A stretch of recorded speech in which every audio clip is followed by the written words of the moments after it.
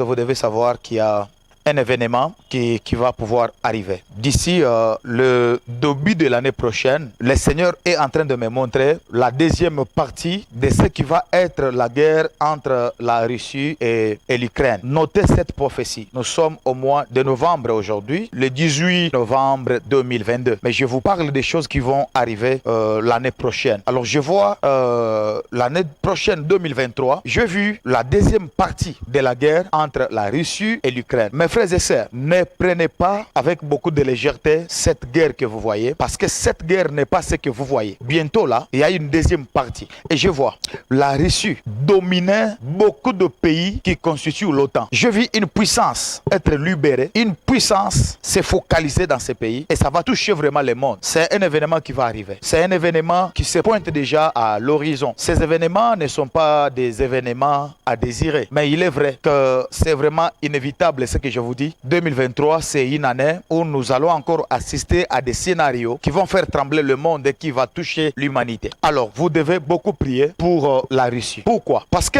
l'Éternel m'a dit, ce qui se passe avec la Russie, l'Éternel est derrière cette nation. Il sera là pour confondre les grandes puissances entre guillemets de ce monde. Notez et retenez ce que je vous dis. Pendant que je libère ces messages, il y a une voix qui me dit, le premier seront le dernier et les derniers seront le premier. Il y a des pays qui sont connus. On a dit que ce sont eux la grande puissance. Mais bientôt là, on va renverser les choses. Je vois des choses être renversées. Ainsi dit l'Éternel, les dieux des esprits des prophètes. Les choses seront un peu bouleversées. Et le premier seront les derniers et les derniers seront le premier. La grande puissance mondiale va quitter là où elle est maintenant. Elle va aller ailleurs, militairement, économiquement et même d'autres domaines que je n'ai pas cités ici. Et Dieu me dit, on doit beaucoup prier. Et nous devons être prêts d'affronter ces histoires. Et Dieu va nous préserver, il va nous sécuriser pour que même s'il y aura tremblement, il y a des choses, que ces enfants soient vraiment protégés et sécurisés. Et ce que nous devons faire maintenant, c'est quoi? Nous devons avoir l'attitude de prière. Nous devons prier. Parce que là, je vous dis, je vous annonce